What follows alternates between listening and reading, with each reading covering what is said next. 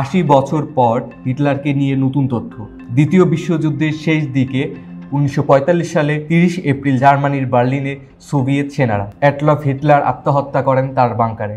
আজও এই যুদ্ধ সাধারণ মানুষ, গবেষক ও রাষ্ট্রনায়ক সহ সবার আগ্রহের বিষয়। গত 20 মার্চ 2025 প্রকাশিত হয়েছে ডক্টর ক্লার্ক পোশেলের নতুন বই দ্য ট্রোড গেট ইউবেটলাইশন বা মৃত্যুর পথে লাশ পড়ে থাকে। এতে তিনি লিখেছেন হিটলারের মৃত্যু নিয়ে না জানা অনেক কথা। তিনি লিখেছেন হিটলার প্রথমে সায়ানাইড ক্যাপসুল কামড়ে খেয়ে তারপর নিজের মাথায় গুলি করেন। 1990 সালে হিটলারের খুলির পরীক্ষা করেন পুলিশ। দাঁতের নমুনা স্পষ্টভাবে হিটলারের ছিল। হিটলারের ছিল একটি অন্ডকোষ। যুদ্ধের আঘাতে বা জন্ম থেকেই হিটলারের দেহ পুড়িয়ে ফেলা হয়, ছাই ভেসে যায় এলবে নদীতে, শুধু মাথার খুলি রয়ে যায় মস্কোতে।